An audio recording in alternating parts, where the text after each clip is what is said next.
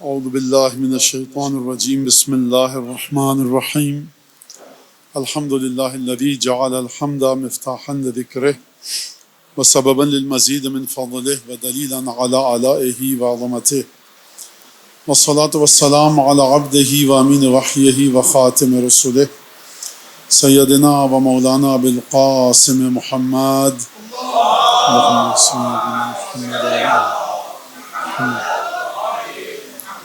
وعلى أهل بيته الطيبين الطاهرين الذين أذهب الله عنهم الرجس وطهرهم تطهيرا اللهم صل على محمد واللعن الدائم على أعدائهم أجمعين. أما بعد فقد قال الله الحكيم في كتابه المجيد أعوذ بالله من الشيطان الرجيم ومن يرغب عن ملة إبراهيم إلا من سفه نفسه ولقد اصطفيناه فی الدنیا وَإِنَّهُ فِي الْآخِرَةِ مِنَ الصَّالِحِينَ. گفتگو ہماری چل رہی تھی کہ جو صفات انبیاء کی ہیں اور جو صفات چھٹے امام نے اپنی حدیث میں ذکر کیا ہے جن صفات کا کہ مومن کو وہ صفات حاصل کرنی چاہیے. اور حضرت ابراہیم کے حوالے سے کل میں نے آپ کے سامنے یہ بات عرض کی کہ حضرت ابراہیم وہ پیغمبر ہیں کہ جن کی خصوصیات اور جن کا خدا کے ساتھ تعلق بالکل مختلف ہے. پروردگار عالم نے جو حضرت ابراہیم کے لیے لفظ استعمال کیا وہ خلیل کا لفظ استعمال کیا، یعنی خلیل اللہ ہیں حضرت ابراہیم. اور جو امتحانات حضرت ابراہیم کو درپیش ہوئے وہ کسی پیغمبر کو اس طرح کے امتحانات درپیش نہیں ہوئے. اپنے ہاتھ سے اپنے بیٹے کو قتل کرنے کا حکم یہ حضرت ابراہیم کے لیے تھا. تمام فضیلتیں 20 سے زیادہ فضیلتیں حضرت ابراہیم علیہ السلام کی قرآن مجید میں ذکر کی گئی ہیں. اور میں نے آپ کے سامنے یہ لفظ استعمال کیا کہ حضرت ابراہیم خدا کے بڑے چہیتے اور لاڈلے پیغمبر ہیں کہ جب حضرت لوط کی بستی پر عذاب کے لیے فرشتے آئے تو خدا نے کیا فرمایا قرآن میں؟ کل کی گفتگو یجادلنا فی قوم لوط، ابراہیم ہمارے ساتھ بحث کرنے لگے لوط کی قوم کے بارے میں. جب یہ واقعہ درپیش ہوا تو پروردگار عالم نے حضرت ابراہیم سے کیا کہا؟ ابراہیم دیکھو اعرض عن ھذا، ابراہیم چھوڑو اس بات کو، خدا کا فیصلہ حتمی ہو چکا ہے. جب جناب نوح نے کہا تھا خدا سے کہ پروردگار ان ابنی من اہلی وان وعدک الحق، پروردگار میرا بیٹا میرے اہل میں سے تھا، میرے گھر والوں میں سے تھا، اور تیرا یہ وعدہ تھا کہ تو میرے گھر والوں کو بچائے گا. یہ میں جملہ کہہ رہا ہوں کیونکہ قرآن میں جب خداوند تبارک و تعالیٰ نے عذاب بھیجنے کا ذکر کیا تھا کہ میں عذاب بھیجوں گا تو فرمایا کہ دیکھو نو ولا تخاطبنی فی الذین ظلموا، ان لوگوں کے بارے میں ہم سے گفتگو مت کرنا جنہوں نے ظلم کیا، اور ہم ان لوگوں کو جو تمہارے گھر والے ہیں جو تمہارے اہل ہیں ہم ان کو بچائیں گے. تو جناب نوح کے ذہن میں یہ اشتباہ، یہ مغالطہ آیا کہ پروردگار ان وعدک الحق، تیرا وعدہ سچا ہے، وان ابنی من اہلی، میرا بیٹا میرے اہل میں سے تھا. یہ نہیں کہا کہ تو نے کیوں نہیں بچایا. یہ جناب نوح ہے، ادب کرتے ہیں پروردگار عالم کی ذات کا. خدا نے کیا فرمایا؟ انی اعظک ان تکون من الجاہلین، نوح تمہیں نصیحت کر رہا ہوں کہ نادانوں میں سے نہ ہو جاؤ.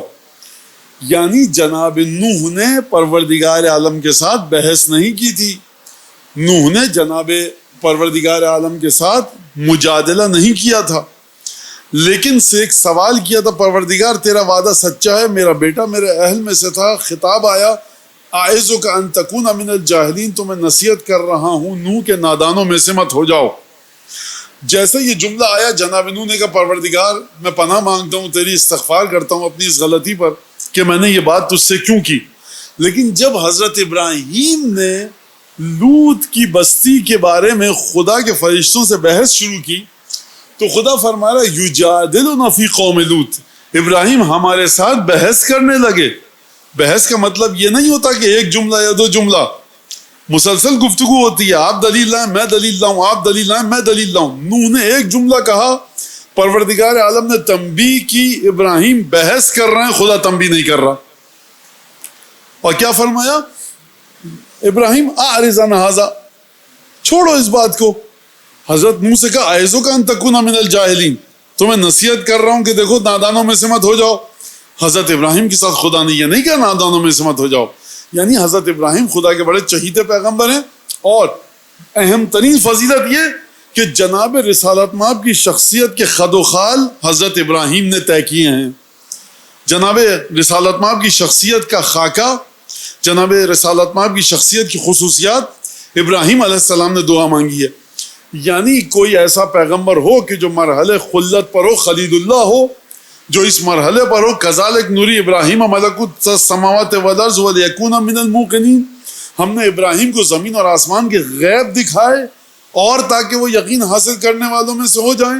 10 امتحانات دیے، بیٹے کو اپنے ہاتھوں سے ذبح کرنے چلے تھے، اس کے بعد جا کر رسول خدا کے لیے دعا مانگی ہے. یعنی معرفت اس مقام پر ہو کہ آپ ایک آخری رسول کی دعا مانگ سکیں. اب جب جناب ابراہیم نے یہ بات فرمائی تو تھوڑا سا جناب ابراہیم، اس کے بعد پھر کل والی روایت کو آگے لے کر چلوں گا. پروردگار عالم سورہ ممتحنہ میں ارشاد فرما رہا ہے کہ قد کانت لکم اسوۃ حسنۃ فی ابراہیم. تم لوگوں کے لیے ابراہیم کی زندگی میں ایک بہت اچھا نمونہ ہے، نمونہ عمل ہے، اسوہ حسنہ ہے. یہ 2 پیغمبروں کے بارے میں آیا جہاں تک میرے مطالعے میں، ایک تو رسالت مآب اور دوسرے جناب ابراہیم.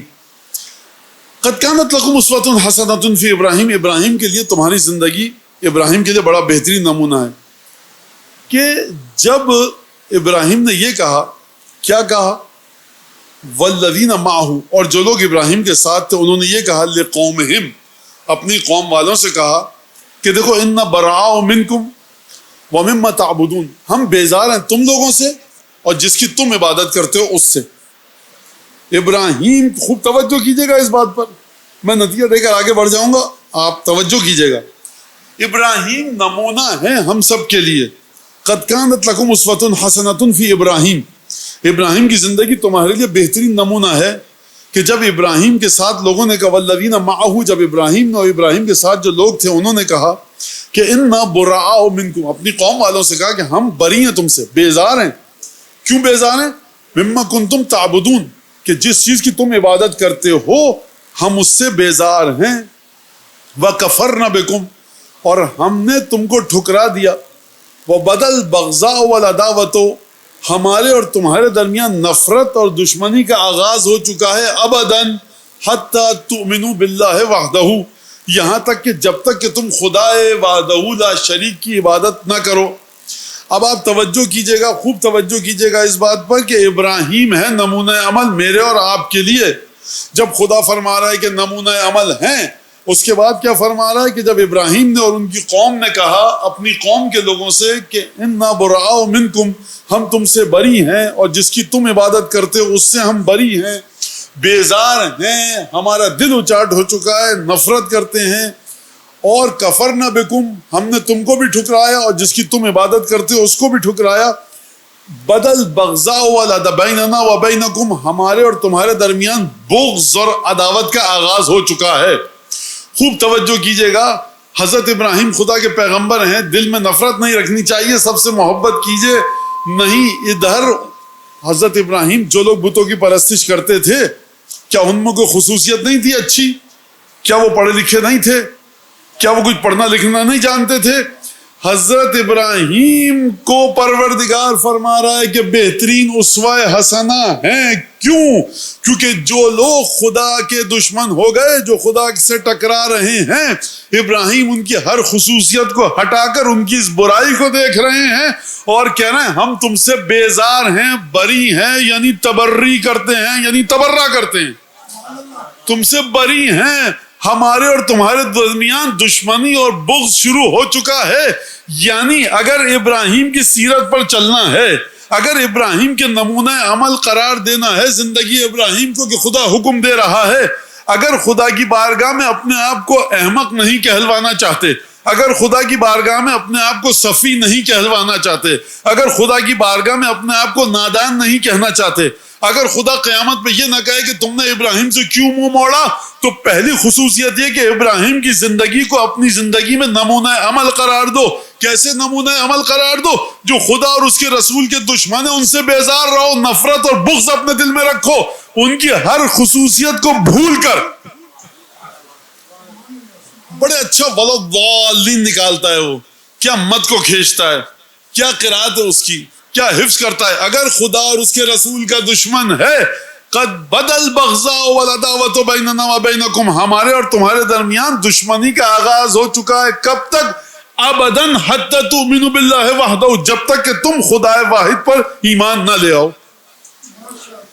خدا واحد پر ایمان. اب چلیے، ایک تو سورہ صف ہے اور دوسری سورہ توبہ.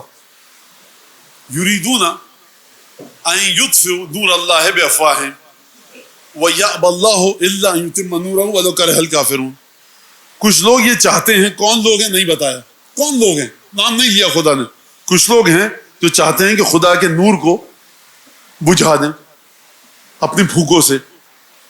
نور ہے خدا کا، پھونک تمہارے منہ کی، تم خدا کی مخلوق ہو، تمہارے منہ کی دہن سے نکلنے والی پھونک کی یہ اوقات کہ خدا کے نور کو بجھائے.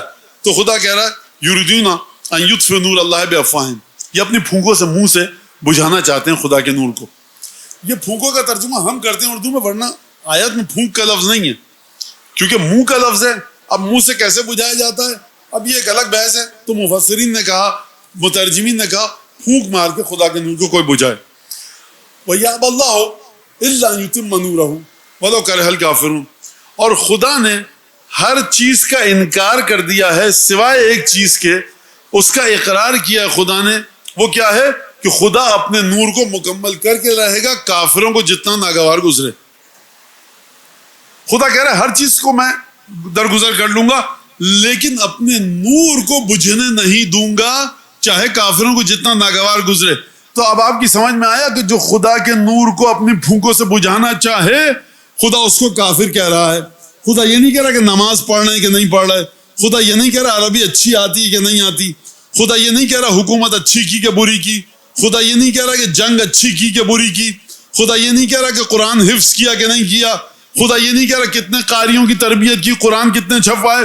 خدا کہہ رہا ہے کہ یہ جو کافروں کو جتنا ناگوار گزرے، یہ اگر اپنی پھونکوں سے نور خدا کو بجھانا چاہتے ہیں، خدا نے ہر چیز کا انکار کیا، لیکن ایک چیز سے خدا پیچھے نہیں ہٹے گا کہ تم اس کے نور کو نہیں بجھا سکو گے. یہ کہاں فرمایا؟ سورہ توبہ میں. اب آئیے سورہ صف کے اندر. یریدون لیطفئوا نور اللہ بافواہہم، یہ چاہتے یہ ہیں، ان کا ارادہ یہ ہے کہ نور خدا کو بجھا دیں اپنی پھونکوں سے. واللہ متم نورہ، خدا اپنے نور کو مکمل کر کے رہے گا. ولو کرہ الکافرون، کافروں کو جتنا ناگوار گزرے.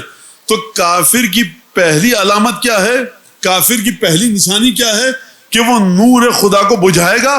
یعنی خداوند تبارک و تعالی نے اپنے آپ کو لا کر کھڑا نہیں کیا اس کے سامنے جو نماز کو ترک کر دے. منکر نماز کی بات نہیں کر رہا، خدا اس کے سامنے نہیں آیا جو حج پہ نہ جائے. لیکن قرآن مجید میں جو یأبی اللہ، یأبا کا مطلب ہے کہ خدا یہ کام ہونے ہی نہیں دے گا.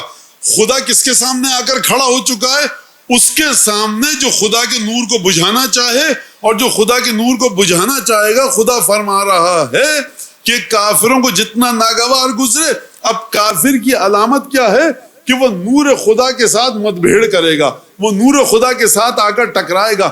یہ نور خدا ہے کہاں؟ اس کا خالق بھی خدا ہے، اس نور کا خالق بھی خدا ہے. لیکن زیارتوں میں ہم کو کیا ملتا ہے؟ امیر المومنین کے بارے میں السلام علیکہ یا نور اللہ فی ظلمات الارض، یعنی جو نور علی ابن ابی طالب کو بجھانا چاہے وہ کافر ہے، اور خداوند تبارک و تعالی اس کا دشمن ہے. اگر خدا اس کا دشمن ہے تو ابراہیم نے جو پہلی چیز سکھائی ہے جو نور خدا کے مقابلے میں آ جائے، ہمیشہ اس کا بغض اپنے دل میں رکھنا، ہمیشہ اپنی نفرت اس کے دل میں رکھنا.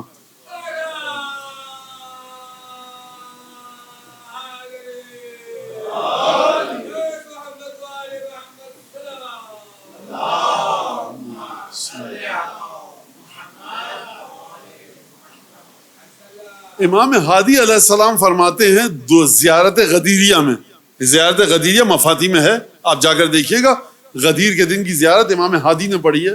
جب معتصم نے بلایا تو آپ جب گئے مدینے سے سامرہ تو نجف سے ہوتے ہوئے گزرے، اور وہاں پر زیارت غدیریہ پڑھی آپ نے، جس کے اندر یہ فرمایا امام ہادی نے اپنے جد امیر المومنین کو مخاطب کر کے کہ یا امیر المومنین نور کا لا یطفا، آپ کے نور کو کبھی بجھایا ہی نہیں جا سکتا.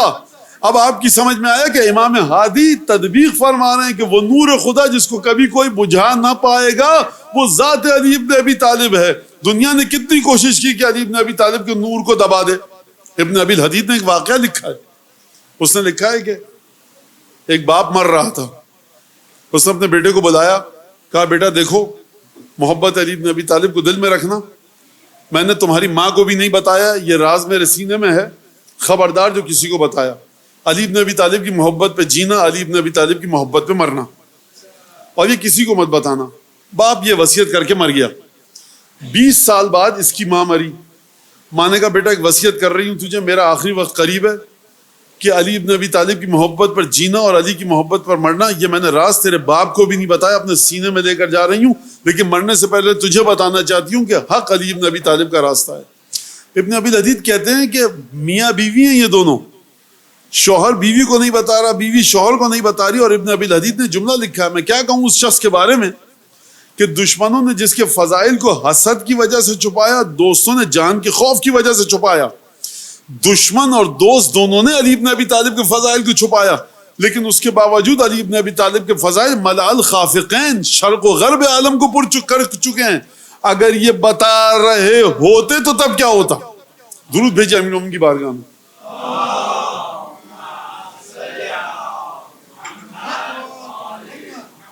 اب آپ کو ایک بات کہی جاتی ہے کہ صاحب ظہور کی تیاری, ظہور کی تیاری, کون جائے گا امام کے لشکر میں؟ پروردگار عالم نے بنیاد بتا دی آپ کو. دیکھو ابراہیم کے طور طریقے پر چلو گے, خدا کے دشمن کے سلسلے میں بغض اور نفرت رکھو, یہ بنیادی چیز ہے. اگر ہزاروں عبادتیں کر لیں, اگر قرآن پڑھ لیا, ماتھے پر گٹا آ گیا عبادت کرتے کرتے, لیکن دشمن خدا سے بغض اور نفرت دل میں نہ آئی, بنیادی صفت نہیں ہے. لاکھ بکھیڑے پھیر لو, جھمیلوں میں پڑ جاؤ, امام زمانہ کے لشکر میں نہیں جا سکتے, خواب میں بھی مت دیکھنا.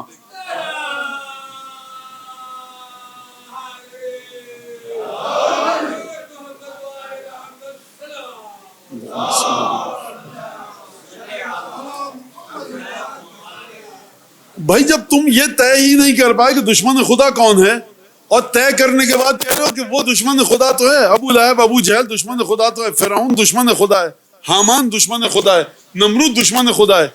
لیکن بہرحال نمرود انگریزی بڑی اچھی بولتا تھا, تھوڑا سا اس کو اس کا پریویلیج دیجئے, اس کو تھوڑا سا چھوٹ دیجئے, لیوریج دیجئے. دشمن خدا کی رتی برابر بھی محبت اگر دل میں آئی تو تلوار کیسے چلاؤ گے امام زمانہ کی رکاب میں رہ کر؟ کس بات کے اوپر جاؤ گے؟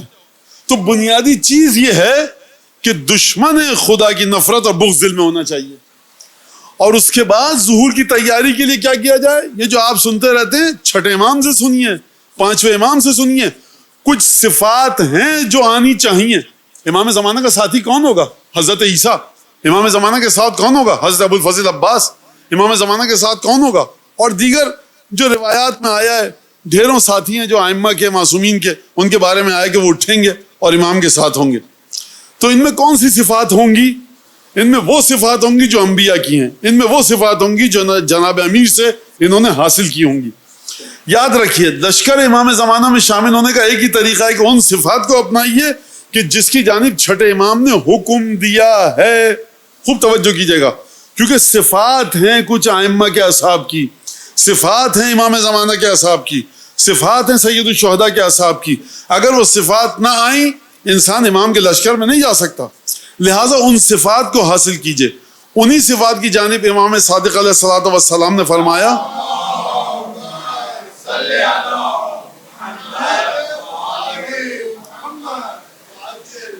پہلے تو امام صادق نے فرمایا اس روایت میں, اِنَّا لَنُحِبُّ مَنْ كَانَ. اپنے ایک اور روایت میں شیعہ کا لفظ آیا ہے, لَنُحِبُّ مِنْ شِيعَتِنَا. اس روایت میں شیعہ کا لفظ نہیں ہے. ہم اس سے محبت کرتے ہیں. کس سے محبت کرتے ہیں؟ چھٹے امام فرما رہے ہیں, من کان عاقلا فہما فقیہا, جس کے پاس عقل ہو. دعامت الانسان العقل, بنیادی ترین چیز عقل ہے انسان کے پاس. اگر عقل نہیں ہوگی وہ سمجھ نہیں سکتا, تحلیل نہیں کر سکتا. دوسری چیز فہما, فہم اس کی اچھی ہونی چاہیے. عقل کیا ہے؟ چیزوں کو کلیکٹ کرنا سکھاتی ہے. فہم کیا ہے؟ چیزوں کو پروسیسنگ میں لے کر آتی ہے. ان اطلاعات کا تجزیہ اور تحلیل کرو جو تمہارے دماغ میں. فقیہن فقیہ ہو. فقیہ کا مطلب کیا؟ باریک بینی کے ساتھ، دقت نظری کے ساتھ ان چیزوں کا مطالعہ کر کے پھر اس کے بعد آگے بڑھے. جس شخص میں دقت نظری نہیں ہے وہ امام کے لشکر میں شامل نہیں ہو سکے گا. جمل میں، صفین میں، نہروان میں اگر آپ یہ دیکھیں گے کہ نمازی کون ہے، دونوں طرف نماز پڑھی جا رہی ہے. صفین میں اگر آپ دیکھیں گے کہ قرآن کہاں پڑھا جا رہا ہے، دونوں طرف قرآن پڑھا جا رہا ہے. نہروان میں اگر آپ دیکھیں گے کہ پیشانی پر گٹے کس کے ہیں، امیر المومنین کے لشکر میں بھی ایسے لوگ ہیں کہ جن کی پیشانی پر گٹے ہیں سجدے کے. خوارج نہروان کے لشکر میں بھی ایسے لوگ ہیں جن کی پیشانی پر گٹے پڑے ہیں. عقل ہوگی، عقل نے کہا دیکھو عبادت جو کرتا ہے وہ اچھا آدمی ہے. آپ نے کہا ٹھیک ہے، دونوں عبادت کر رہے ہیں. باریکی کے ساتھ دیکھنا سیکھیے، دقت نظری کے ساتھ دیکھنا سیکھیے کہ عبادت کہتے کس کو ہیں، اور وہ عبادت جو نفس کی پرستش کے لیے کی جا رہی ہو الگ ہے، وہ عبادت جو خدا کے حکم کے لیے کی جا رہی ہو الگ ہے. لہٰذا جب تک دقت نظری، فقاہت نہیں آئے گی، باریک بینی نہیں آئے گی، انسان نہروان اور جناب امیر کے لشکر میں فرق نہیں کر سکے گا. انسان خوب توجہ کیجیے گا. حر نے کیا کہا تھا جب حر سے کہا تھا کہ اگر حر نے کہا صبح کیا کرو گے، حسین تو بیعت سے منع کر دیا. کہا کہ جنگ کریں گے. کہا کہ کیا کرو گے، کہا پھر قتل کر دیں گے. کہا کہ قتل کر دو گے. حر نے یہ نہیں کہا نماز پڑھتا ہے حسین، ہم بھی نماز پڑھتے ہیں، حسین کے لشکر سے بھی قرآن کی آوازیں آ رہی ہیں، ہماریاں بھی قاری ہیں. فرمایا فرزند رسول خدا کو قتل کرو گے. یعنی کیا مطلب؟ یعنی قرآن نماز کنارے پہ رکھو، ہمیں دیکھنا ہے فرزند رسول خدا کی طرف. خوب توجہ کیجیے گا. اسے کہتے ہیں فقیہ. باریکی کے ساتھ دیکھا کہ کس طرح سے کب کیا فیصلہ کیا جائے. اگلی صفت کیا؟ حلیمن. حلیم یعنی کیا مطلب؟ امامت کی صفت ہے، معصومین کی صفت ہے. زیادہ جامع کبیرہ میں منتہل حلم، حلم کی چوٹی پر امام ہوتا ہے. کیا مطلب؟ یعنی امام سے زیادہ کسی کے پاس حلم نہیں ہے. امام جو کام کر رہا ہے، امام معصوم وہ حلم کی بلند ترین مقام پر جا کر فرما رہے ہیں، اور اس سے زیادہ حلم کسی کے پاس نہیں ہے. اور حلیم اور صبر نزدیک ہیں، لہٰذا ان کے لیے میرے لیے بڑا مشکل ہے بیان کرنا کہ میں حلم اور صبر کا فرق آپ کے سامنے بتاؤں. صبر جو ہوتا ہے وہ کسی بھی تکلیف دہ چیزوں پر صبر، شکایت نہ کریں. حلم شامل ہوتا ہے اس کو کیا بردباری کے ساتھ کسی غلط کام کا رد عمل کرے. یعنی کسی نے آپ کے پیر پہ پیر رکھ دیا، کچل کے چلا گیا، آپ نے بھائی آپ کا پیر میرے پیر پر ہے، ذرا ہٹا دیں گے. بڑے آرام سے کہا. یہ حلم ہے. میں نے کہا نا کہ بہت نزدیک ہے. حلیم کا مطلب کیا ہے؟ اور میں آپ کو واضح بتاؤں حلیم کا مطلب کیا ہے. حلیم کا مطلب یہ ہے کہ 21 رمضان المبارک کو 19 رمضان کو سر پہ ضربت لگی ہے روزے کی حالت میں، لیکن یہ شخص، یہ ہستی حلم کا پہاڑ ہے، مٹی اٹھائی محراب کوفہ کی اور اپنے سر میں ڈالی، بسم اللہ و باللہ و فی سبیل اللہ وعلی ملت رسول اللہ. امیر المومنین نے یہ نہیں کہا کہ پکڑو اس ملعون کو، مردود کو، جس نے مجھے زخمی کیا. ابن ملجم کہاں گیا، بھاگا کہ نہیں بھاگا؟ جناب امیر کو اس سے کوئی کام نہیں. جناب امیر کو اگر کام ہے تو اس سے کہ میری موت ملت رسول خدا پر آئے، بسم اللہ و باللہ و فی سبیل اللہ وعلی ملت رسول اللہ. سید الشہداء کے بیٹے، بھانجے، بھتیجے شہید ہو چکے ہیں، جسم میں تیر پیوست ہیں، گلے سے خون بہ رہا ہے. کیا فرمایا شہادت سے پہلے؟ رضن بقضائک و تسلیما لامرک لا معبود سواک. اور پھر فرمایا بسم اللہ و باللہ و فی سبیل اللہ وعلی ملت رسول اللہ. جو جملہ جناب امیر نے فرمایا وہی جملہ جناب سید الشہداء نے میدان کربلا میں. انسان کو تکلیف ہو رہی ہے، بدن میں تیر پیوست ہیں، اگر کوئی نام پوچھے آپ سے تو آپ اپنا نام نہیں بتا سکتے. وہاں حسین ابن علی خدا کی طرف متوجہ ہیں. یہ حلم کا کمال ہے، اس سے آگے حلم ہو نہیں سکتا. مدارین کا مطلب کیا ہے؟ مدارین مدارات سے. کیا مطلب؟ بچے کو آپ انگلی پکڑا کے چلا رہے ہیں، 2-3 سال کا بچہ ہے، آپ تیز دوڑ سکتے ہیں، بچہ آپ کو پکڑ ہی نہیں پائے گا، لیکن آپ بچے کی انگلی پکڑ کے چھوٹے چھوٹے قدم لے رہے ہیں 2-2, 3-3 انچ کے. اسے کہتے ہیں مدارات کرنا، مماشات کرنا. یعنی کوئی شخص کسی لحاظ سے کمزور ہے، ناقص ہے، خامی ہے اس کے اندر، اس کے ساتھ ساتھ چلیں اس کے مطابق. کوئی اگر غلط کام کر رہا ہے، جہاں تک ہو سکے اس کے ساتھ مدارات کریں. امام رضا علیہ السلام فرماتے ہیں المدارات مع الناس نصف العقل، لوگوں کی اچھائی برائی کمی بیشی نقص خامی کو برداشت کر کر ساتھ لے کر چلنا یہ آدھی عقل کی علامت ہے۔ اگر تمہارے اندر یہ صفت ہے تو امام رضا فرمانے تمہاری عقل آدھی مکمل ہے، 50% عقل آ گئی تمہارے پاس، بقیہ 50% حاصل کرو جا کر۔ خوب توجہ کیا آپ نے۔ تو شیعوں میں مولا فرمانے مدارین صبورن، جو صبر کرے۔ کیا مطلب صبر کرے؟ یعنی جزا و فضا نہ کرے، بے تابی نہ کرے غلط مقامات پر، تکلیف دہ مقامات پر۔ صدوقن، بہت زیادہ سچ بولے۔ وفیاً، وعدہ کرے تو وعدے کی وفاداری کرے۔ ان اللہ عز وجل، اب یہاں پر بات ہو گئی شیعوں کی، اب اس سے آگے بات کس کی ہو رہی ہے؟ اب سنیے گا، خص الانبیاء بمکارم الاخلاق۔ اب یہاں امام صادق انبیاء کے بارے میں بات کر رہے ہیں۔ شیعوں کے بارے میں جو بات کی وہ الگ صفات ہیں، انبیاء کے بارے میں جو بات کی وہ الگ صفات ہیں۔ فرمایا خدا نے اپنے انبیاء کو کچھ صفات سے نوازا ہے۔ فمن کانت فیہ فلیحمد اللہ عز وجل، جس میں یہ صفات ہیں وہ خدا کی حمد بجا لائے۔ عجیب بات ہے، مولانا یہ نہیں کہا فلیشکر اللہ عز وجل، خدا کا شکر ادا کرے۔ امام نے فرمایا فلیحمد اللہ عز وجل۔ حمد اور شکر میں فرق کیا ہے؟ امام نے کیوں نہیں فرمایا فلیشکر اللہ عز وجل، بلکہ یہ فرمایا فلیحمد اللہ عز وجل؟ حمد کہتے ہیں، مفسرین نے جو بیان کیا ہے، حمد کہتے ہیں کوئی انسان، کوئی ذات خوبصورت عمل کرے اپنے اختیار سے، تو اس مقام پر جو آپ تعریف کریں گے وہ کہلایا جائے گا حمد۔ یعنی امام فرما رہے ہیں تمہارے اندر جو یہ صفات انبیاء ہیں نا، اگر تم اپنے اندر دیکھو گے تو انبیاء کی صفات دیکھو تو خدا کی حمد بجا لانا، کیونکہ خدا نے اپنے اختیار سے تم کو یہ صفات دی ہیں، تم نے کوشش کر کے حاصل نہیں کی۔ حمد نام ہے خدا کے اختیاری خوبصورت خدا کا فعل جو اپنے اختیار سے انجام دیا ہو۔ خدا نے آپ کو یہ صفات دی اپنے اختیار سے، یہ خدا کا فعل ہے، کیونکہ یہ فعل اچھا ہے لہذا خدا کی حمد کو بجا لاؤ۔ تو امام نے فرمایا کہ فلیحمد اللہ عز وجل۔ اور فمن لم یجد، جس کے اندر یہ صفات نہ ہو تو وہ کیا کرے؟ فلیتضرع عز وجل۔ فمن لم تکن فیہ، جس میں یہ صفات نہ ہو، فلیتضرع، خدا کی بارگاہ میں گڑ گڑا کر دعا کرے کہ خدا مجھے یہ صفات عطا فرمائے۔ راوی کہتا ہے جعلت فداک وما ہننا، مولا قربان جاؤں آپ کے، یہ کون سی صفات ہیں؟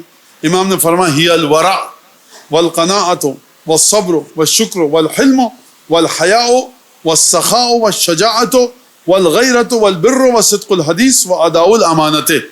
یہ امالی شیخ مفید کی روایت ہے۔ پہلی صفت کیا ہے فرمایا امام نے؟ الورع، تقوی کی آخری منزل بعض روایات کے مطابق ورع ہے، یعنی تقوی جب بلند ترین مرحلے پر پہنچ جائے تو اس کو ورع کہتے ہیں۔ تقوی کس چیز کا نام ہے؟ حرام کو ٹھکراؤ، واجب کو انجام دو۔ ورع کا مطلب کیا ہے؟ یعنی ہر اس چیز کو ٹھکراؤ کہ جو خدا سے غافل کر دے۔ یہ ظہور کی تیاری یہ ہے، یہ نہیں ہے کہ ACCA کریے، امام جب آئیں گے تو ان کو اکاؤنٹنٹ کی ضرورت پڑے گی۔ امام سر پہ ہاتھ، آپ ACCA کریے، ڈاکٹر بنیے، چارٹر اکاؤنٹنٹ بنیے، انجینئر بنیے، محنت سے بنیے، 1 ارب نہیں 10 ارب روپیہ کمائیے، 100 ارب روپیہ کمائیے، لیکن یہ مت کہیے کہ میں پیسہ جمع کر رہا ہوں، امام آئیں گے تو ان کو ضرورت ہوگی۔ زمین و زمان کے خزانے ان کی ٹھوکر میں ہیں، یہ آپ کے پیسے لے کر کیا کریں گے؟ آپ کے کیلکولیٹر سے امام کہیں گے ذرا لا کے دینا بھیا، مجھے نہیں پتا کہ 3 ٹریلین کو 4 ٹریلین سے ملٹیپلائی کریں گے جواب کیا آتا ہے، ذرا اس کا کمپاؤنڈ اور سمپل انٹرسٹ نکالنا ذرا اس کا، یہ ہوگا نعوذ باللہ۔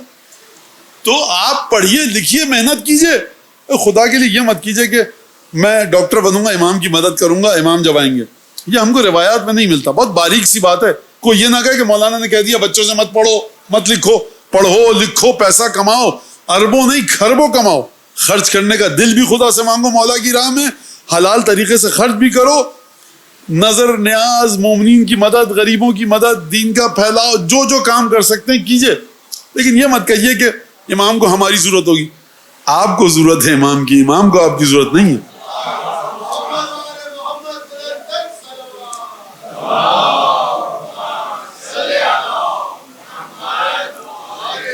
الورع یعنی تقوی بلند ترین منزل پر پہنچ جائے کہ خدا سے دور کرنے والی کوئی بھی چیز آپ کو مشغول نہ کر سکے۔ کسی شہر میں اگر ٹیم آئی ہوئی ہے, کھیل ہو رہا ہے, تو مجلس کی تعداد پہ اثر نہ پڑے. یہ بتا رہے پھر یہ کیا کرے گا؟ مطلب پھر مولانا سے اگر پوچھے کہ جمعے کی نماز کے اندر رش آدھا رہ گیا کیونکہ میچ ہو رہا ہے, نہیں جائیں آپ میچ دیکھنے, آپ سے نہیں کہہ رہا, آپ تو بیٹھے ہیں یہاں پر, جائے دیکھ لیں دنیا میچ دیکھے, لیکن یہ نہیں کہے کہ ظہور کی علامتیں کیا ہیں, ہم کیسے شامل ہو سکتے ہیں. اور تمہیں ایک گیند کے پیچھے 11 آدمی بھاگ رہے ہوتے ہیں, اذا رأوا تجارۃ او لہوا انفضوا الیہا وترکوک قائما. حبیب جب یہ کھیل تماشا دیکھتے ہیں تو تجھ کو چھوڑ کر کھیل تماشا دیکھنے چلے جاتے ہیں, تو آپ کو بڑا اچھا لگتا ہے. تو سرکار اپنی صفات کو ڈھونڈیے قرآن مجید میں کہ جو کھیل تماشا دیکھنے چلا جائے امام حسین کی سینہ زنی چھوڑ کر, مجلس چھوڑ کر, وہ کس منہ سے کہہ سکتا ہے کہ میں جو امام حسین امام زمانہ کے انصار میں شامل ہوں گا. ایک میچ جس کو کھینچ لے اپنی طرف فرش اعضاء سے, بہت کمزور آدمی ہے, کسی کام کا ہے نہیں. خدا اس کی البتہ توفیقات میں اضافہ کرے اور اس کو دوبارہ فرش اعضاء پہ لائے. اس نوجوان کے لیے یہ اٹریکشن ہے, میرے لیے کچھ اور اٹریکشن ہے. مجھے خدا وہاں پر مجھے چپت پڑے گی, اس نوجوان کو یہاں پر اس کو دھکا دیا ہے خدا نے. ہر ایک کا امتحان الگ الگ ہے. ابراہیم کا امتحان وہ تھا, میرا امتحان الگ ہے, آپ کا امتحان الگ ہے. ہر شخص دیکھے کہ وہ کس مقام پر اس نے اگر کیا کام کیا ہے. یہ میں ماؤ بڑھ رہی ہوں نفسی, میں اپنے آپ کو بہت پاک اور پاکیزہ ثابت نہیں کر رہا. میرے 10 امتحان اور ہیں جہاں پر میں بڑے اچھے طریقے سے ناکام ہوا ہوں, تو یہ امتحان ایک اور ہے. لیکن بہرحال جو عامت البلوا ہوتی ہے نا, بلا معاشرے میں, اس کے حساب سے بات کر رہا ہوں. تو ورا دوسری چیز کیا؟ قناعت. قناعت کا مطلب کیا ہے؟ روایت ہے ہمارے پاس, من رضی بقلیل من الرزق رضی اللہ بقلیل من عملہ. جو قلیل رزق پر راضی ہو جائے, خدا اتنا رزق بس چل پیٹ بھر گیا, خدا اس کے قلیل عمل پر راضی ہو جائے گا.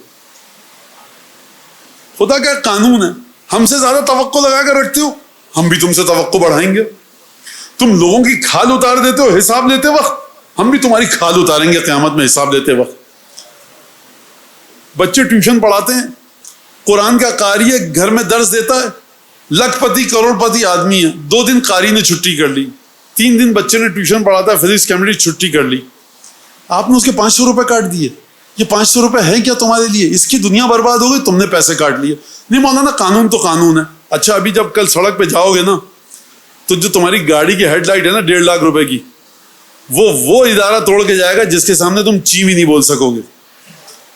خدا پسند کرتا ہے مومن کو کہ مومن معافی دے, لیوریج دے, نرم مزاج رکھے. ہم قانون کے مطابق چلتے ہیں. ہوتا ہے, شہر میں ہو رہا ہے. قاری قرآن ہے, تمہارے بچوں کو قرآن پڑھانے آ رہا ہے, اس کا کوئی ادب احترام نہیں ہے. مولانا قاری قرآن جو بچوں کو گھر پہ پڑھانا آتا ہے اس کا احترام نہیں کرتے. میں نے کہا بالکل صحیح کرتے ہیں, کیونکہ اس گھر میں جو قرآن کا احترام ہے وہی قاری کا احترام ہے. آپ حج پہ جا چکے ہیں, بہت سے لوگ مدینے بھی گئے ہیں, مدینے کے زائرین کے ساتھ جو سلوک کیا جاتا ہے وہاں پر آپ دیکھ چکے ہیں.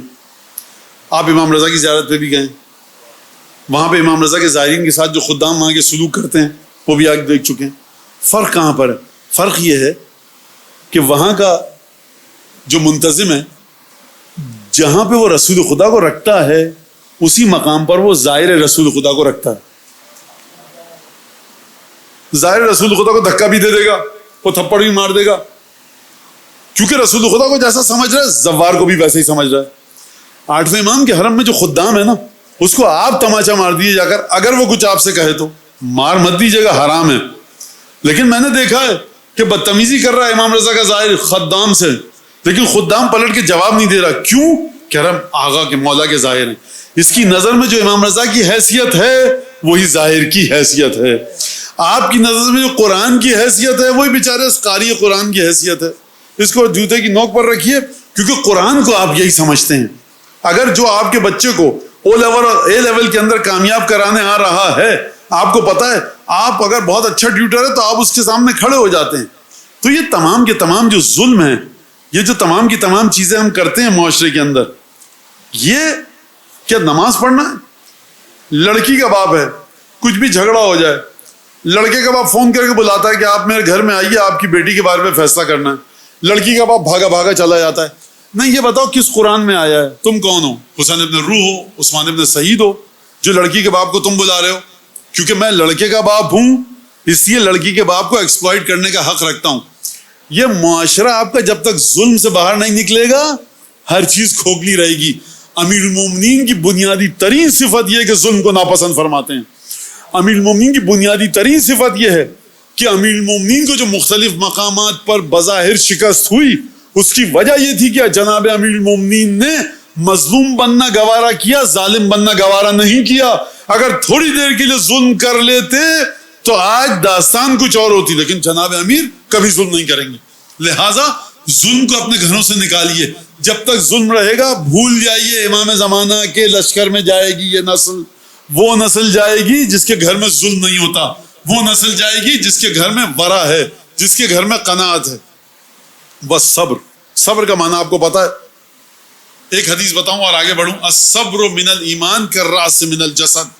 صبر اور ایمان کا تعلق ایسا ہے جیسے جسم کا سر سے.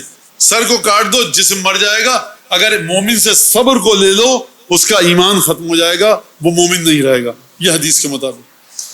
بس شکر، شکر کا مطلب کیا ہے؟ شکر کا مطلب یہ کہ ہر نعمت کو خدا کی جانب سے سمجھنا.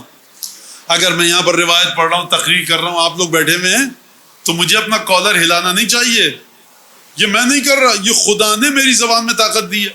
ابھی دماغ میں میرے بلڈ کلوٹنگ آ جائے، لو تھوڑا آ جائے خون کا اتنا سا، زبان بند ہو جائے گی، میں ممبر سے نیچے گر جاؤں گا. بانی کہے گا آدھی مجلس کون پڑھے گا، اسٹریچر لاؤ، ان کو لے کے جاؤ، مجلس کو آگے بڑھاؤ. تو یہ جو میں بیٹھ کر ممبر پہ بول رہا ہوں، آپ کو دیکھ رہا ہوں، کبھی اس حدیث کو لکھی ہوئی دیکھ رہا ہوں، یہ خدا کا لطف ہے، یہ نعمت خدا کی ہے کہ اس نے آنکھوں کو خلق کیا، یہ زبان اس نے دی، ہاتھ میں طاقت ہے کہ فون لے کر بیٹھا ہوا ہوں، آپ کو دیکھ رہا ہوں، بھول نہیں رہا کہ ٹاپک کیا ہے. یہ میں نے اپنے آپ کو دیا یا خدا نے دیا ہے؟ مانو کہ ہر نعمت اس کی طرف سے، اگر اس کی ذات نہ ہو میں کچھ نہیں ہوں. یہ شکر ہے. والحلم، حلم کا میں نے بتا دیا، بردباری، پیشنس. والحیا، حیا، حیا ایک بڑی عجیب چیز ہے. یعنی ائمہ اتنا زیادہ حیا کو پسند کرتے ہیں اور سخاوت کو کہ، اور خود ائمہ میں اس معیار کی حیا ہے کہ جب وہ صاحب جنگ صفین میں مولا کائنات تلوار لے کر ان کے پیچھے دوڑے گھوڑا لے کر، تو اس نے کیا کیا؟ اس نے اپنے لباس کو اپنے تن سے جدا کر دیا. امیر المومنین کے وجود میں حیا ہے. یہ خلاف حیا امامت ہے کہ برہنہ کو قتل کرے. تاریخ کیا کر لکھے گی؟ علی بن ابی طالب اپنے آپ کو معاف نہیں کر سکتا کہ جب علی بن ابی طالب دیکھے کہ اس نے ایک ایسے شخص کو قتل کیا جو جان بچانے کے لیے اوریاں ہو چکا تھا. یہ حیا کا کمال ہے سرکار، یہ حیا کا آخری مرحلہ ہے. ابو الفضل عباس میں کون سی حیا ہے؟ حسین ابن علی نہیں دیکھ رہے، حسین کے بچے نہیں دیکھ رہے، میں پانی پیوں اور حسین کے بچے پیاسے رہیں؟ کوئی نہیں دیکھ رہا ابو الفضل عباس کو. لیکن ابو الفضل عباس نے پانی نہیں پیا. یہ ابو ذر غفاری کے ساتھ بھی واقعہ ہی ہے کہ ابو ذر غفاری جنگ تبوک میں پیچھے رہ گئے. لوگوں نے کہا ابو ذر بھی غائب ہو گئے. آہستہ آہستہ لوگ بھاگ رہے تھے جنگ سے. تھوڑی دیر بعد ایک جگہ رکا لشکر، دیکھا کہ دور سے کوئی آ رہا ہے. لوگوں نے کہا یا رسول اللہ لگتا ہے کہ ابو ذر آ رہے ہیں. کہا کہ ہاں. کہا کہاں رہ گئے تھے؟ کہا خود آئے تو پوچھنا. ابو ذر پاس آئے اور چکرا کے گر پڑے. لوگوں نے کہا پیاس کی شدت کی وجہ سے ابو ذر گر گئے. کندھے پر مشکیزہ، پانی کھولا، مشکیزہ پلایا پانی. کہا کہ جب کندھے پر مشکیزہ تھا تو پانی کیوں نہیں پیا؟ کہا کہ یا رسول اللہ پیاس کی شدت کی وجہ سے آپ کا قافلہ آگے بڑھ گیا، میرا اونٹ پیچھے رہ گیا. میں پانی کی تلاش میں نکلا، مجھے بہت دور جا کر میٹھے پانی کا چشمہ ملا. میں نے لگایا ہاتھ، دیکھ بہت ٹھنڈا تھا. ظاہر سی بات ہے اپنے اونٹ کو پلایا. اونٹ نے بڑی رغبت کے ساتھ پیا اور شاید چکھا تھوڑا سا کہ نمکین ہے کہ میٹھا ہے، شاید میٹھا پانی تھا. مشکیزہ بھرا اور میں نے یہ سوچا کہ جب تک میرا حبیب رسول خدا نہیں پیے گا میں پانی نہیں پیوں گا. یہ ہے حیا. آپ ابو الفضل عباس کی اس مرحلے پر تعریف کرتے ہیں کیونکہ ہم دیکھتے ہیں یہ واقعہ ابو الفضل عباس کی شان سے کہیں نیچے ہے. دنیا ابو الفضل عباس واقع کربلا کا ڈیوریشن اس سے بہت چھوٹا ہے کہ ابو الفضل عباس اپنی بہادری، شرم، حیا، قناعت، ورع دکھا سکیں. کئی برس کی زندگی چاہیے ابو الفضل عباس کو مولا حسین کے ساتھ رہیں کہ آپ ابو الفضل عباس کی زندگی کے گوشوں کو سمجھ سکیں. لہٰذا صبر، شکر، حلم، حیا. حیا ایمان اور عقل کے ساتھ ہے. امیر المومنین نے حیا کی تعریف کی ہے. امام حسن مجتبیٰ، امام حسین علیہ السلام، ان دونوں نے جب دیکھا، دونوں شہزادوں کے ساتھ واقعہ ہے کہ ایک نوجوان کتے کو ایک روٹی خود کھاتا ہے، ایک نوالا توڑ کے کتے کو دے رہا ہے. کہا کہ تم ایک نوالا خود کھا رہے ہو، ایک نوالا کتے کو دے رہے ہو، کیوں؟ کہا کہ انی لاستحیی ان آکل ویرانی ذو عینین. مولا مجھے شرم آتی ہے کہ میں اکیلے کھاؤں اور یہ کتا اپنی دو آنکھوں کے ساتھ مجھے دیکھتا رہے. کتا، آوارہ کتا، گلی میں گھومنے والا. امام نے جیسے کہا کہ مکان لا تبرح من مکانک، جب تک میں نہیں آؤں ہلیو مت اپنی جگہ سے.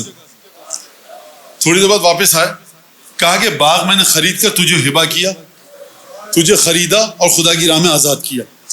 یعنی جناب امام حسن مجتبیٰ سید الشہداء جب اتنی معمولی سی حیا کو دیکھ رہے ہیں تو کیا تحفہ دے رہے ہیں؟ امام نے یہ نہیں پوچھا تو شیعہ ہے میرا کہ نہیں ہے، تو مسلمان ہے کہ نہیں ہے، اس کے اندر حیا ہے، یہ تحفہ دیا. اب آپ مجھے بتائیے، اگر حیا اس بچے میں ہو جو مومن ہے، جو دشمن اہل بیت کا بغض رکھتا ہے، جو اہل بیت کی محبت رکھتا ہے، جو فرش اعضاء پہ آ کے ماتم کرتا ہے، اگر اس میں حیا ہو تو اب امام حسن مجتبیٰ اسے کیا تحفہ دیں گے؟ وہ تحفہ دیں گے جو کسی کی سمجھ میں نہیں آ سکتا. لہٰذا حیا. اور ائمہ کے واقعات ڈھیروں واقعات ہیں. جناب سیدہ پدر بزرگوار اتنی محبت کرتے ہیں لیکن کئی دفعہ کچھ باتیں کہنا چاہتی ہیں اپنے پدر بزرگوار سے، حیا اور شرم کی وجہ سے نہیں کہہ پائیں کہ میں بابا سے کیسے کہوں، بابا کو زحمت میں کیسے ڈالوں. خوب توجہ فرمائی آپ نے. حیا دو طرح کی ہے، امیر المومنین نے فرمایا. ایک حیا ہے پسندیدہ. کون سی حیا پسندیدہ ہے؟ کہ جو غلط کام کرنے سے روکے. میں کیسے یہ کام کروں؟ اچھی بات نہیں ہے. جو حیا ناپسند کی گئی ہے وہ حیا وہ ہے کہ جو انسان ڈرتا رہے، مولانا کی بات سمجھ میں نہیں آئی، سیکھنا چاہتے تھے، مولانا جا رہے تھے، شرم آئی، مولانا سے نہیں پوچھ پائے، یہ حیا ناپسند کی گئی ہے. مسئلہ نہیں پتا تھا غسل کا، کس سے پوچھیں؟ لوگ کہیں گے بھائی میرے تم اتنے سال کے ہو گئے، داڑھی کے بال سفید ہو گئے، غسل کا مسئلہ نہیں پتا. یہ حیا پسند نہیں کی گئی ہے. کون سی حیا پسند کی گئی ہے؟ کہ جو غلط کام کرنے سے روکے. آپ نے توجہ کی، انبیاء کی صفت ہے حیا. والسخاء، سخاوت. اور جب آپ کے سامنے سخاوت کا ذکر کیا جائے تو آپ کے سامنے ایک نہیں 14 نمونے ہیں، 14 مثالیں ہیں سخاوت کی. اور وہ سخاوت کے کیا جناب امیر کی سخاوت، کیا شہزادی کی سخاوت، کیا امام حسن مجتبیٰ کی سخاوت، کیا سید الشہداء کی سخاوت. جو صحرا میں اپنا پورا پانی دشمن کے لشکر کو پلا دے، جو صحرا میں اپنا پانی دشمن کے گھوڑوں اور اونٹوں کو پلائے، یہ بہت معمولی بات ہے مولا حسین کے لحاظ سے. جو یہ کہے کہ دیکھ عاشور کا سورج طلوع ہو چکا ہے، اتنا دور چلا جا کہ میری صدا استغاثہ تیرے کانوں میں نہ آئے. اگر میری صدا استغاثہ تیرے کانوں میں آ گئی اور تو نے میری مدد نہیں کی، تو جہنمی ہو جائے گا. تو اتنی دور چلا جا کہ میری صدا استغاثہ تیرے کانوں میں نہ آئے. سخاوت کتنی ہے؟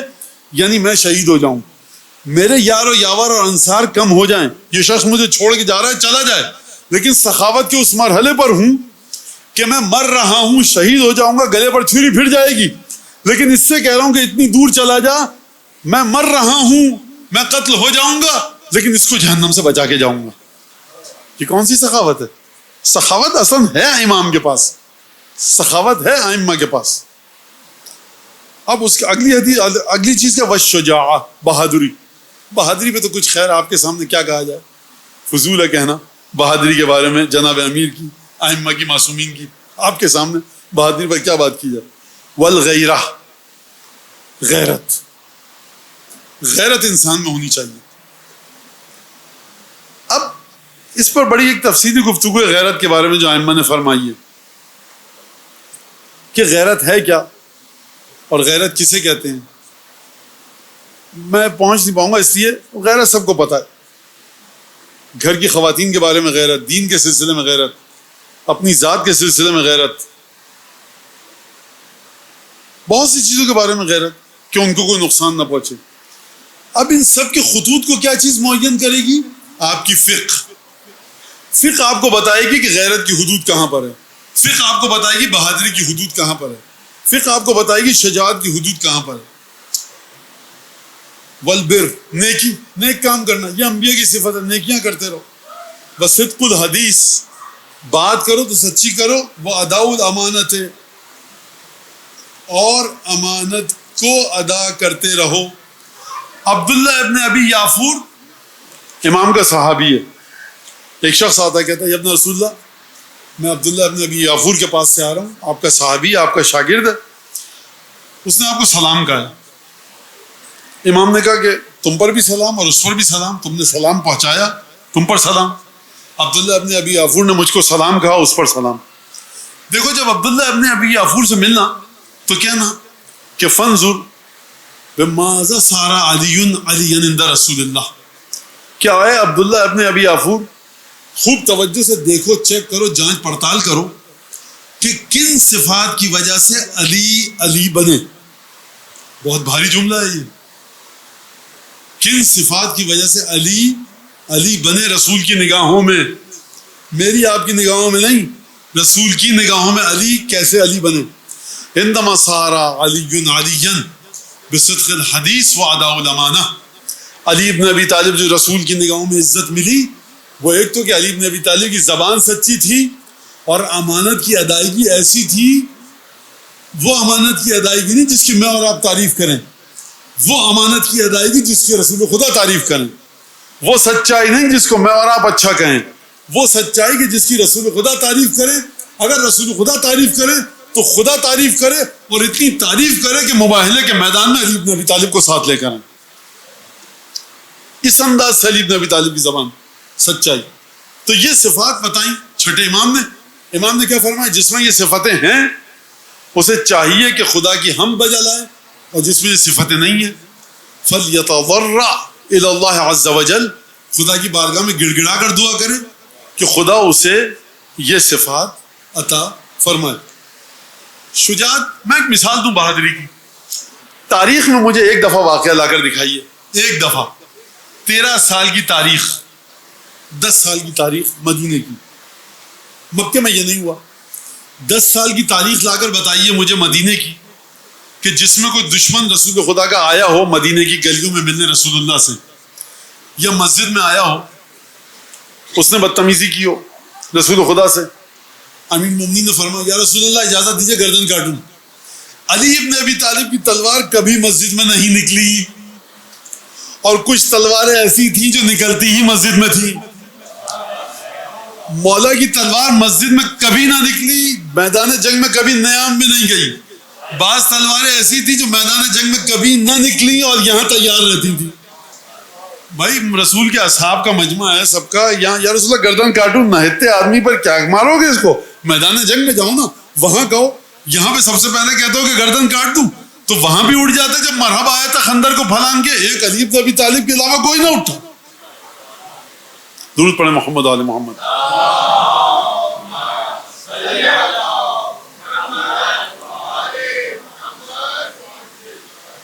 ایک اور دفعہ درود دیجیے۔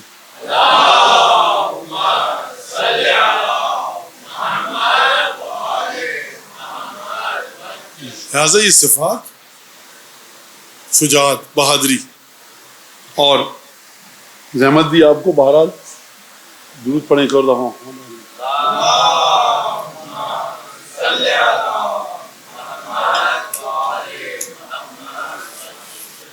صفات انبیاء کی بات آئی، آخری مجلس اس سلسلے کی، لہٰذا اس ہستی کے بارے میں کہا جائے کہ اس میں شجاعت، غیرت، بہادری ورثے میں آئی ہے جناب امیر المومنین سے، جس کو ہم اور آپ یاد کرتے ہیں، دعا ہے علی ابن ابی طالب۔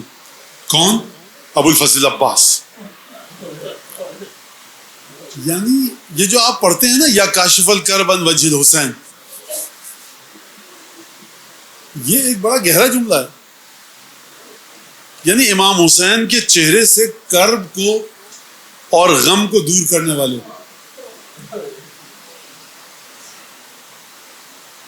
جب بھی رسول خدا علی بن ابی طالب کے چہرے کی طرف دیکھتے ہیں، کبھی گریا آنکھوں میں آ جاتا ہے آنسو، اور کبھی رسول خدا خوش ہوتے ہیں کیونکہ امیر المومنین نے رسول خدا کی کو تکلیفوں سے دور کیا.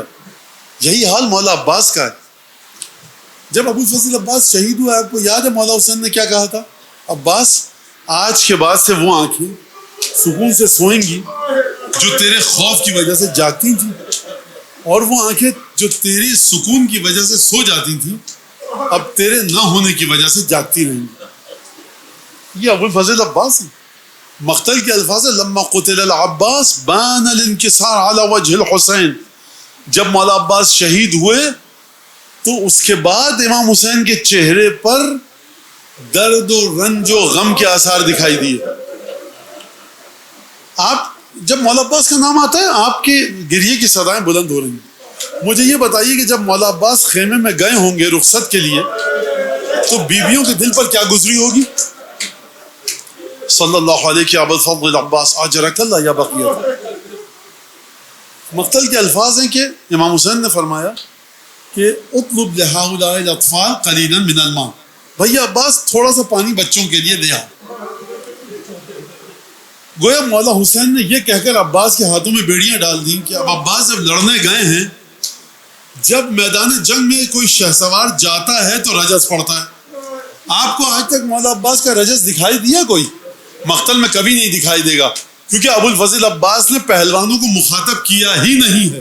ابو الفضل عباس گئے ہیں شریعت تک پہنچنے کے لیے، فرات تک پہنچنے کے لیے.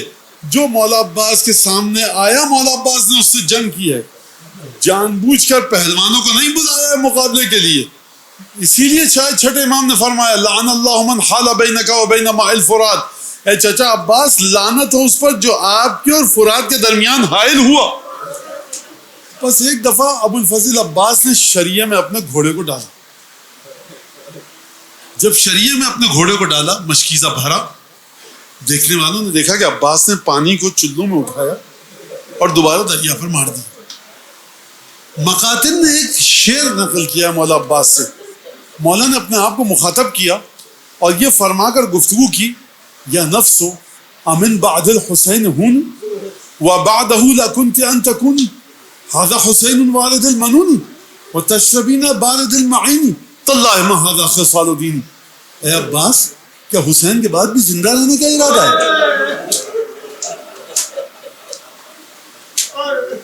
عباس، کیا تو پانی پیے گا جبکہ رسول کا بیٹا فاطمہ کا لاڈلا اس کے ہونٹ خشک ہو چکے ہیں؟ اور پھر مولا عباس نے ایک جملہ کہا، تاللہ ما ھذا خصال دینی. خدا کی قسم، جو مجھے دین سکھایا گیا ہے یہ اس کی خصوصیت نہیں ہے. ابو الفضل عباس کے دین کا نام ہے حسین ابن علی. ابو الفضل عباس کے دین کا نام ہے علی ابن ابی طالب. ابو الفضل عباس کے دین کا نام ہے حسن مجتبیٰ. ابو الفضل عباس کے دین کا نام ہے محبت پنجتن. یہ کہہ کر گھوڑے پہ بیٹھے، دوبارہ باغوں کا رخ موڑا اور دیکھنے والوں نے عجیب منظر دیکھا. ابو الفضل عباس کھجور کے درختوں کی اوٹ لے کر خیمے کی طرف آ رہے ہیں. علماء نے وجہ بیان کی ہے، اب جنگ سے عباس کترا رہے ہیں، جنگ نہیں کرنا چاہتے. کیوں نہیں کرنا چاہتے؟ کیا جنگ کی ہمت نہیں ہے؟ علماء نے لکھا ہے کہ کھجور کے درختوں کی آڑ اس لیے لی کہ جنگ کر کے وقت ضائع ہوگا، جنگ نہ کریں گے جلد سے جلد پانی خیموں میں پہنچ جائے گا. ایک دفعہ عمر صاحب نے کہا کہ دیکھو عباس خیموں تک نہ پہنچ پائے، کئی سو تیر چلے. مجھے یہ نہیں پتا کہ کتنے تیر مولا کے جسم میں پیوست ہوئے، لیکن مقتل کے الفاظ کے مطابق ایک تیر مولا عباس کی آنکھ میں لگا، ایک تیر مولا عباس کے مشکیزے میں لگا. مشکیزہ چھدا، پانی بہا، عباس کی امیدوں کا بندھن ٹوٹ گیا. ایک دفعہ ابو الفضل عباس نے بلند آواز سے نعرہ بلند کیا، واللہ ان قطعتم یمینی، اگر تم میرا دایاں ہاتھ قلم کر دو گے میں اپنے بھائی کا دفاع کرتا رہوں گا، بایاں ہاتھ قلم کر دو گے اپنے امام کا دفاع کروں گا. کبھی آپ نے سمجھا سوچا کہ ابو الفضل عباس نے یہ شعر کیوں پڑھا؟ وجہ یہ تھی کہ عباس جانتے ہیں کہ مولا حسین لاشے پر آئیں گے. عباس اپنے بھائی کو تیار کر رہے ہیں کہ بھیا جب لاشے پر آئیں گے نا تو میرے دونوں ہاتھ جب بریدہ دیکھیے گا تو دل کو سنبھالیے گا، میں جانتا ہوں آپ کے دل پر کتنا شاق گزرے گا.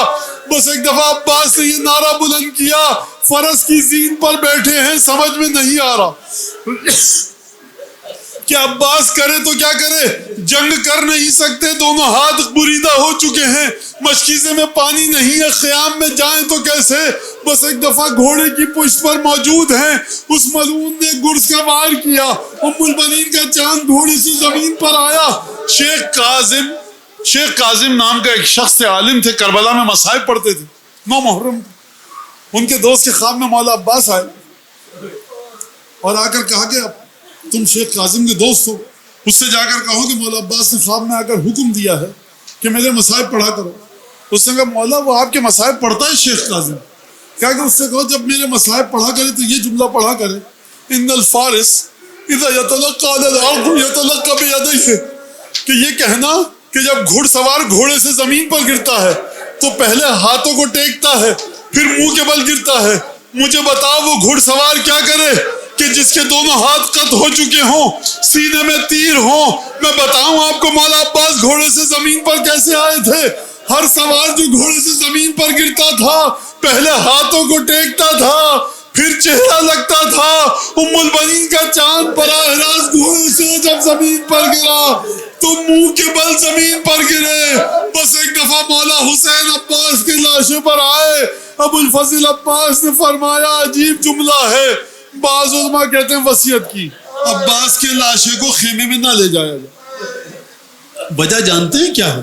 عباس جانتے ہیں کہ تھوڑی دیر میں میرا بھائی حسین گھوڑے کی پشت سے زمین پر گرے گا، یہ کیسے ہو سکتا ہے کہ غلام کا لاشا تو آقا اٹھا کر لے جائے اور آقا کا لاشا تپتی ریت پر پڑا رہے، میرے لاشے کو خیمے میں نہ لے کے جائیے گا، عباس کی زبان حال ہے۔ دوسری وجہ یہ ہے کہ عباس کے بھتیجے اور بھتیجیاں، فاطمہ کے پوتے اور پوتیاں دروازے خیمہ پر منتظر ہیں کہ میرا چچا بڑا بہادر ہے، پانی ضرور لے کر آئے گا، ہاتھوں میں جام آب ہے خالی، بچے منتظر ہیں کہ چچا آئیں گے، مشکیزے سے ہم جلدی سے پانی پئیں گے۔ اگر لاشا جائے گا تو سکینہ اور رقیہ کے دل پر کیا گزرے گی؟ یعنی عباس فرمانا چاہ رہے ہیں گویا اپنی زبان حال سے کہ میرے لاشوں کو لے کر نہ جائیے گا مولا۔ ایک دفعہ حسین خول آلود علم لے کر چلے، جناب سکینہ نے دور سے دیکھا، دوڑتی ہوئی آئیں، سمجھی چچا آ گئے، جب نزدیک آئیں تو دیکھا علم تو آ گیا، علمدار نہ آیا۔ ایک دفعہ پوچھا یا بتا بابا اے عمی العباس میرے چچا کو کہاں چھوڑ آئے؟ حسین آگے بڑھے، عباس کے خیمے کا عمود گرایا، یعنی بٹیا جو اس خیمے میں رہتا تھا وہ دریا کی ترائی پہ سو چکا، اور حسین نے مولا نے ایک جملہ یہاں پر پیش کیا، عباس بھیا جو آنکھیں تیرے خوف سے نہ سوتی تھی وہ آج سکون سے سوئیں گی، اور جو آنکھیں تیری محبت میں سکون سے سوتی تھی وہ اب سو نہ پائیں گی۔ اے بٹیا سکینہ اب شام کا سفر ہوگا، چچا مدد کو نہ۔ اللہ لعنت اللہ علی القوم الظالمین وسيعلم الذين ظلموا أي منقلب ينقلبون۔ اللهم بحق محمد وآل محمد عليك صل على محمد وآل محمد وعجل فرجهم وأهلك عدوهم من الجن والإنس من الأولين والآخرين، واكفنا ما همنا وارزقنا العافية ووسع أرزاقنا وطول أعمارنا مع الصحة والسلامة في الجسم والروح، ربنا تقبل منا إنك أنت السميع العليم وتب علينا إنك أنت التواب الرحيم بجاه محمد وأهل بيته الطيبين۔ پالنے والے تجھے قسم دیتے ہیں مولا عباس علیہ السلام کی، باب الحوائج کے بریدہ بازوؤں کی، کہ جو مومنہ یہاں پر موجود ہے گھر میں بیٹھ کر مجلس دیکھ رہے ہیں، ان میں اگر کوئی تنگ دست ہے، نادار ہے، قرض دار ہے، پریشان حال ہے، بے اولاد ہے، بے روزگار ہے، مشکل کو دور فرما۔ جس مومنہ نے مجھ سے آپ سے دعاؤں کی درخواست کی تھی پروردگار ان کی دعاؤں کو پورا فرما۔ پروردگار اس مجلس کو قسم دیتے ہیں تجھے مولا عباس کی، امام زمانہ کے زخمی دل کے لیے مرہم قرار دے، ان کے دل سے ہر دکھ کو دور فرما، ہر خوشی عطا فرما، ان کو اس مجلس کو اس قابل بنا کہ پرسے کے قابل بن سکے، ان کے ظہور میں مولا کے ظہور میں تعجیل فرما، ہمیں ان کے انصار اعوان میں شامل فرما۔ سو سلام مرثیہ مجلس پڑھنے والے جتنے بھی لوگ تھے، ہستیاں تھیں، شخصیات، علماء جنہوں نے خدمت کی کسی بھی لحاظ سے مذہب کی، پروردگار دنیا سے جا چکے ہیں، اگر برزخ میں ان کو ہر مشکل سے نجات دلا، اگر زندہ ہیں صحت سلامتی عافیت عطا فرما۔ ہمارے ذوی الحقوق اعزاء اقربا والدین وہ خونی رشتہ دار جن کا ہم پر حق ہے، پروردگار تجھے قسم دیتے ہیں مولا عباس کی فی الفور مولا عباس کی شفاعت برزخ میں نصیب ان کے شامل حال فرما۔ پروردگار امام کے ظہور میں تعجیل فرما، ہمیں ان کے انصار اعوان میں شامل فرما۔ بانیان مجلس سے، حاضرین سے سو سلام مرثیہ. الغرض یہ کہ جس نے اس فرش کی جس طرح سے خدمت کی، جس نے اس فرش اعضاء میں جس طرح سے شرکت کی، جس نے حقیر ترین کوئی کام کیا، جس نے خطیر ترین کوئی کام کیا، تو جو مولا عباس کی قسم دیتے ہیں واسطہ مولا عباس کا، ہم سب کی اس خدمت کو قبول فرما. پروردگار ہماری موت کے وقت، غسل میت کے وقت، کفن دیتے وقت، قبر کی پہلی رات، منکر نکیر کے وقت، پل صراط پر، تطایر کتب، میزان، جنت جہنم کی تقسیم کے وقت، پروردگار ابو الفضل عباس کو، پنجتن کے نور کو ہماری مدد کے لیے نازل فرماتا رہیے. دعاؤں کی قبولیت کے لیے بلند آواز سے درود پڑھ دیجیے.